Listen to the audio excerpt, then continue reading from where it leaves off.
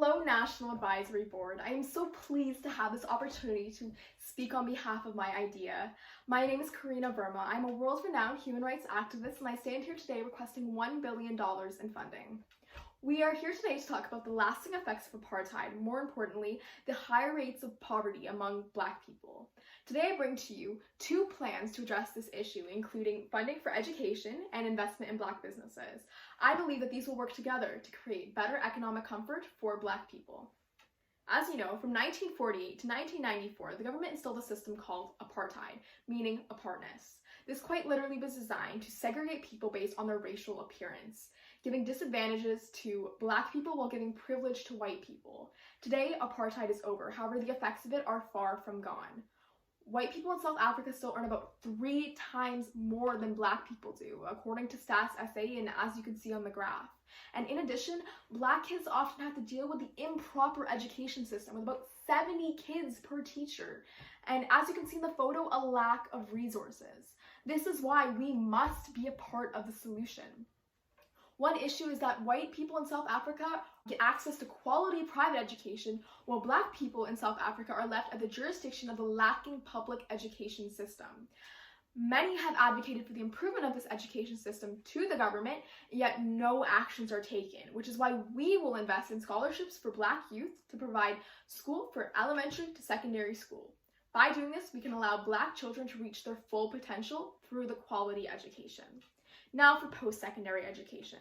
We will not only provide full ride scholarships for Black youth, but we will also provide reimbursement for the families.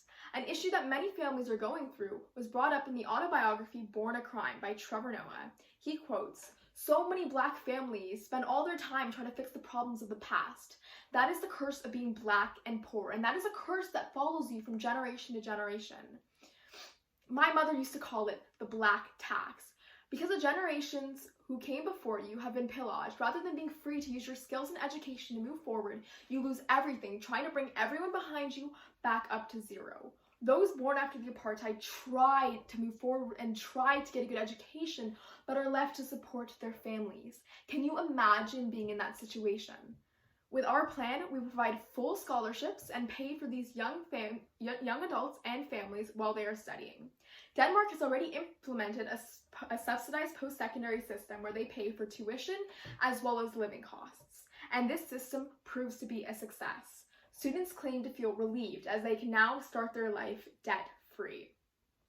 Now, instead of Black people being forced to work blue-collar jobs, they now get a choice in what they want to do and they're not going to have to get hindered by the poverty cycle.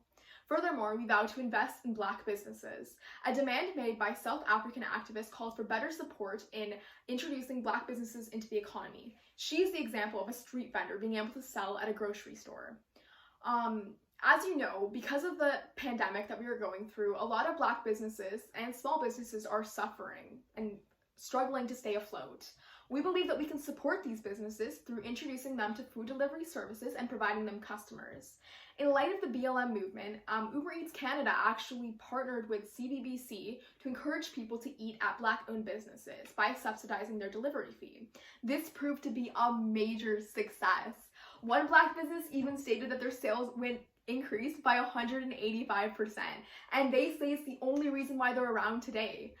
I believe we can implement a similar system, and we can partner with Uber Eats in South Africa to make this happen.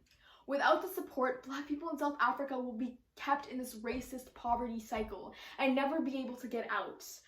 I believe Trevor Noah says it best when he says, "Take responsibility of yourselves, make something of yourselves." But with what raw materials are the poor to make something of themselves? It's like asking a fisher to fish without a fishing rod. It doesn't make sense. The issue is that Black people are not given the necessary materials and situations to succeed. So they end up being essentially set up to fail. Right now, more than ever, equity is needed with the situations Black South Africans were forced into. We must be a part of the solution. Investing in the Black population of South Africa will not only provide them with the benefit of getting ahead and out of the poverty cycle, but can also provide reimbursement for you and tax breaks.